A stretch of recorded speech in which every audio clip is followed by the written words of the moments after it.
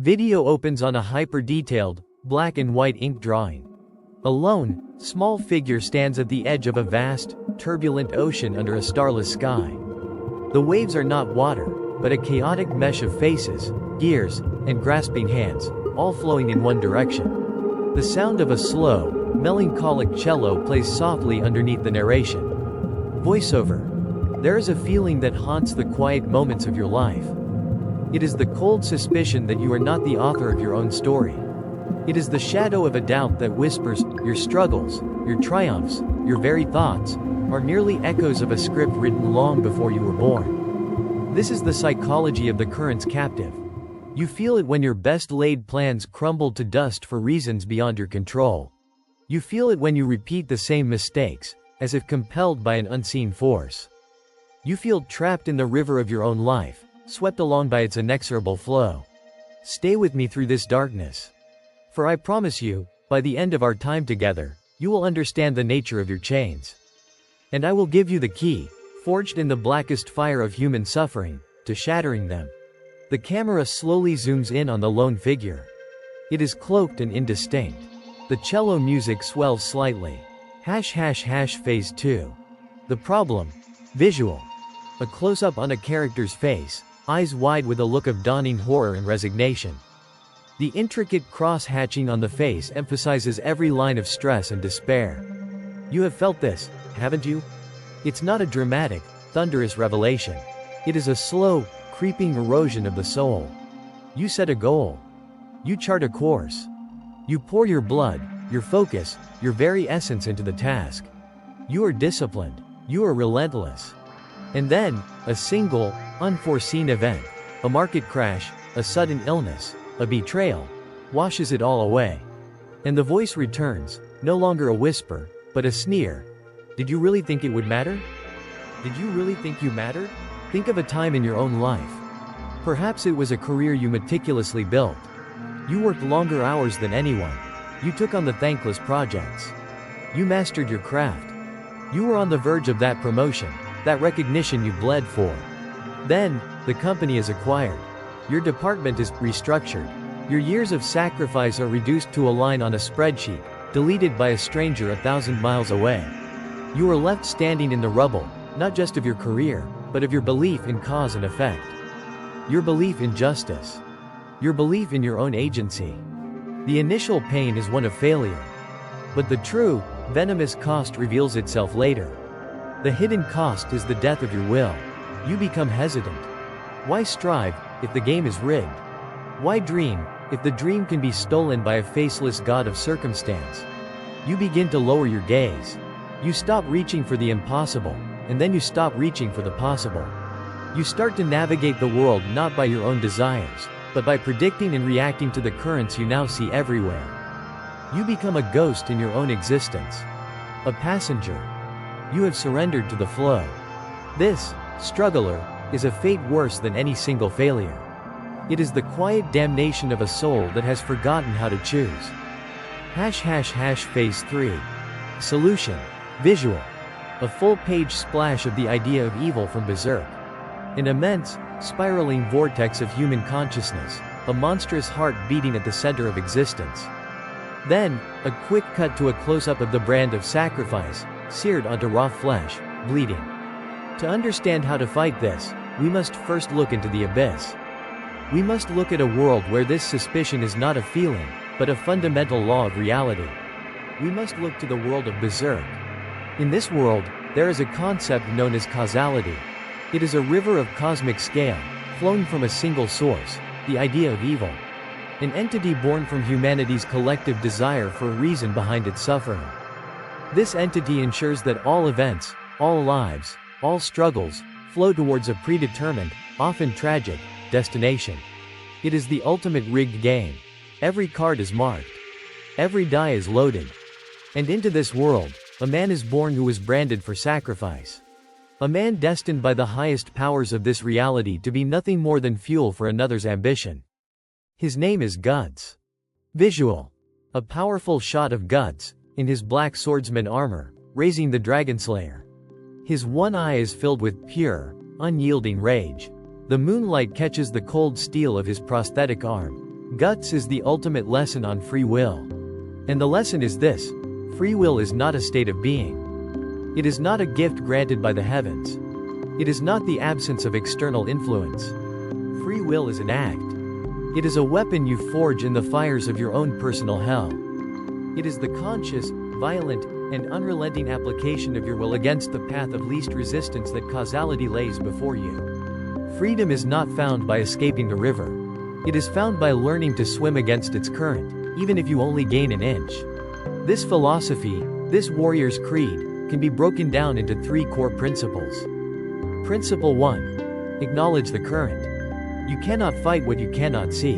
The first step is not denial, but ruthless observation. Acknowledge the forces that shape your reality. Your genetics. The country and family you were born into. The economic system you inhabit. The biases baked into your own mind by years of experience. These are the threads of causality. Most people live their lives being pulled by these threads without ever realizing it. The struggler is different. The struggler studies his chains. He learns their weight, their texture, their tensile strength. He does not do this to despair over their existence, but to identify their weak points. You must see the architecture of your prison before you can even dream of escape. Principle 2. Embrace the brand. In the story, Guts is marked with the brand of sacrifice. It is a beacon that draws demons and evil spirits to him every single night. It is a source of constant, unending pain. It never lets him rest. It is his curse, and it is his greatest weapon. The brand is the ultimate metaphor for your trauma, your deepest wounds, your most significant failures, the disadvantages you carry. Society tells you to hide these things, to heal them, to move past them. The philosophy of the struggler tells you to use them. Your pain is a compass. It constantly points you toward the things that matter. Your failures have taught you lessons that the successful can never know. Your disadvantages have forced you to develop strengths you would never have otherwise needed. Do not seek to erase your scars. Let them serve as your reminder. Let the pain keep you awake and aware when others are sleeping. The brand is what separates you from the herd. It is the source of your torment, and therefore, it must become the source of your fire. Principle 3. The primacy of the next swing. Visual. A sequence of panels showing Guts in the heat of battle. A close-up on his gritted teeth. A shot of his straining muscles. The arc of the dragon slayer as it cleaves through an enemy. The focus is on the raw, physical effort of a single action. Look closely at how Guts fights. He is rarely acting on a complex, multi-stage plan. He is surrounded. He is overwhelmed. He is bleeding. He is exhausted. The sheer impossibility of his situation is enough to crush any normal man's spirit. So what does he do? He focuses his entire universe, his entire being, into a single point. A single action. The next swing of his sword. He does not worry about the 100th demon. He worries about the first. He pours every ounce of will, rage, and love into that one, immediate motion. And when that is done, he does it again. And again. And again. This is the manifestation of free will in a deterministic world. You cannot control the outcome of the war. You may not even survive the battle. But you, and you alone, can choose to lift your arm and swing your sword, right now.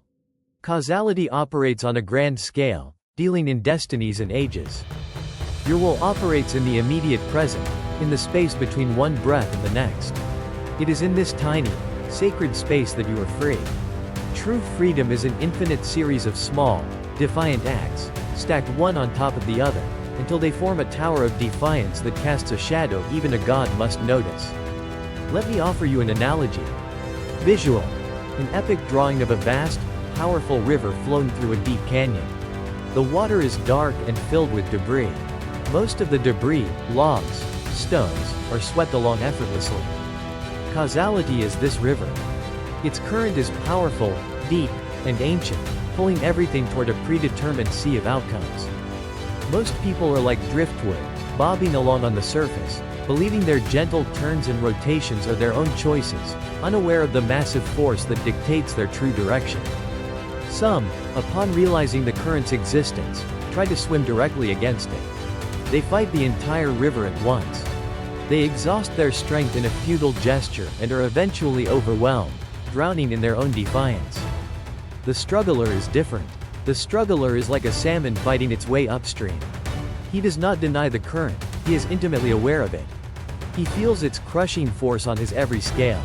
But he uses it. He uses the rocks on the riverbed, his pain, his memories, his love, to shield himself. He uses the small eddies and counter-currents, tiny opportunities, moments of luck, to propel himself forward. He isn't trying to defeat the entire river. He is focused only on the next rock, the next pocket of still water.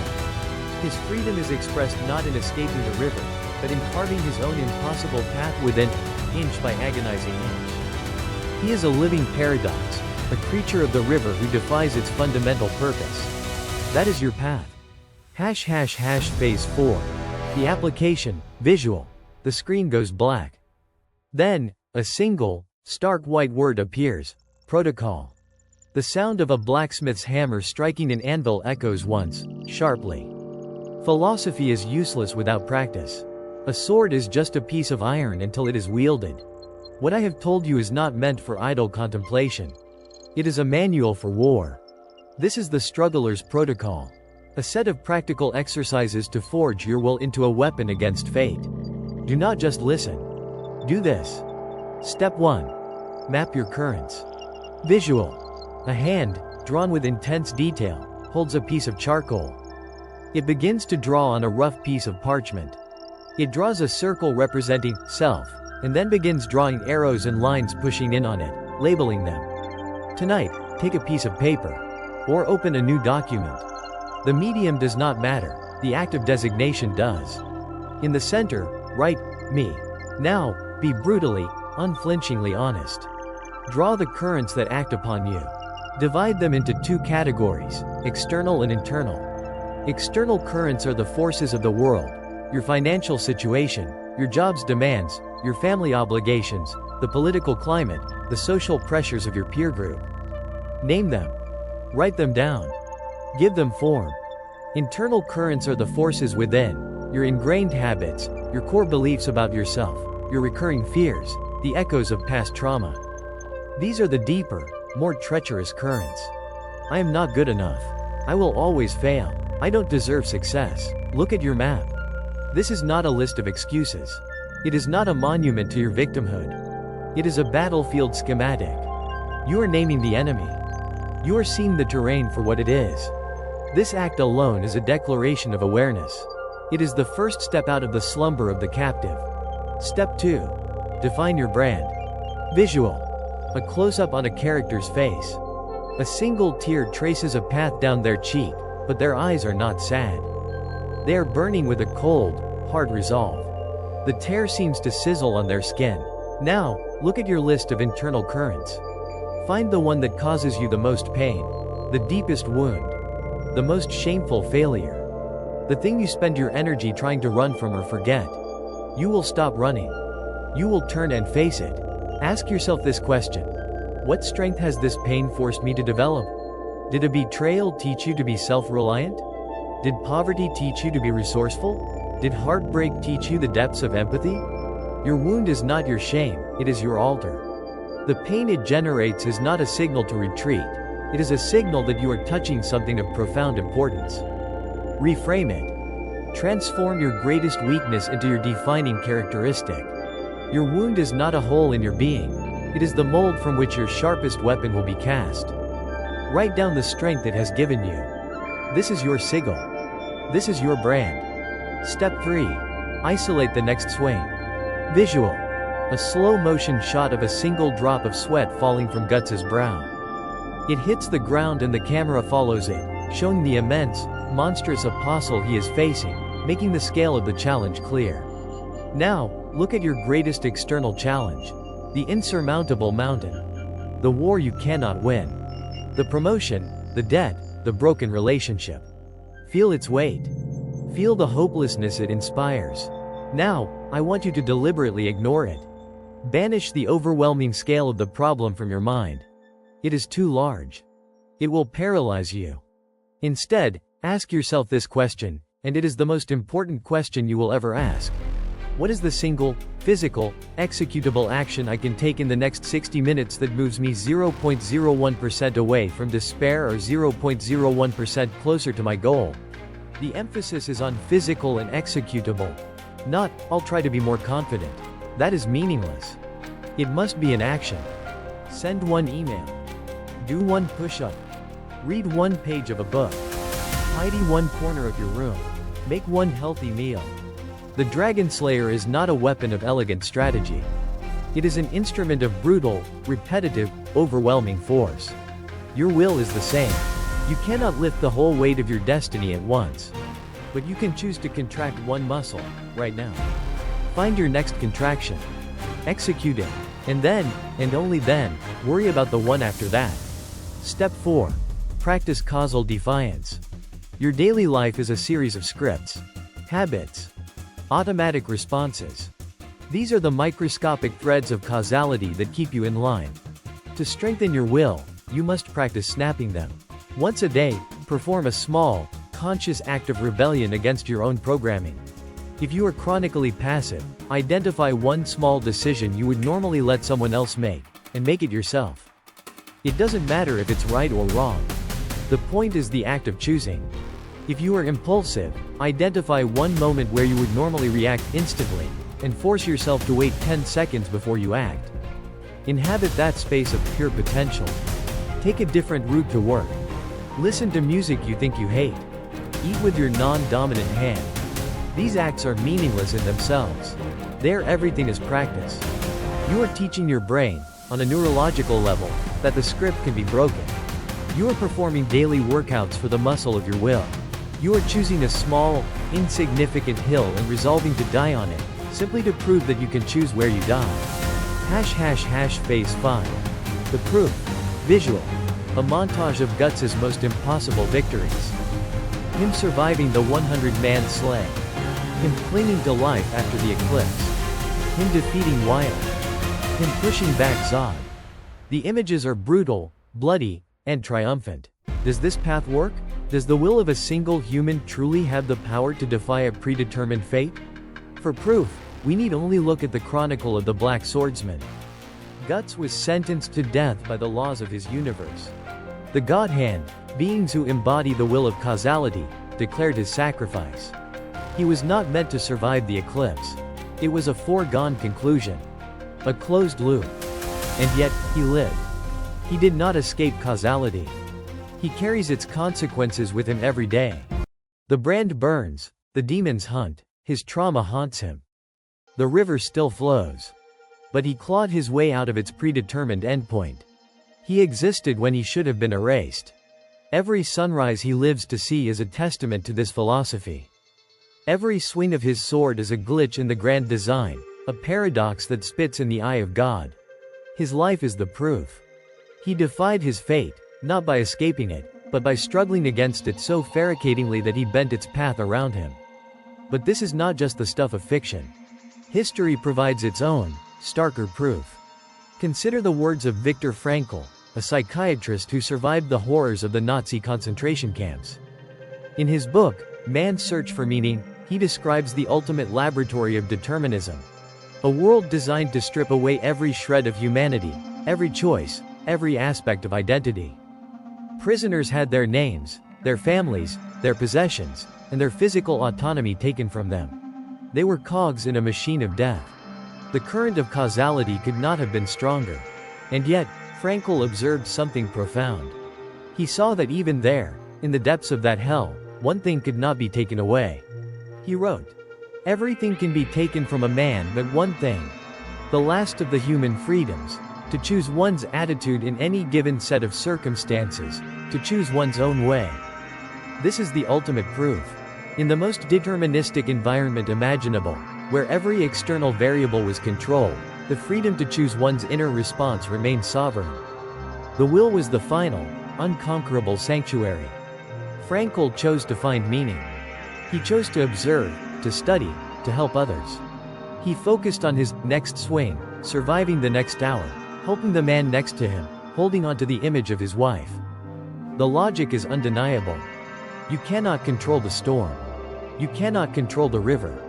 You cannot control the gods or the demons that plague your life, whether they be real or metaphorical.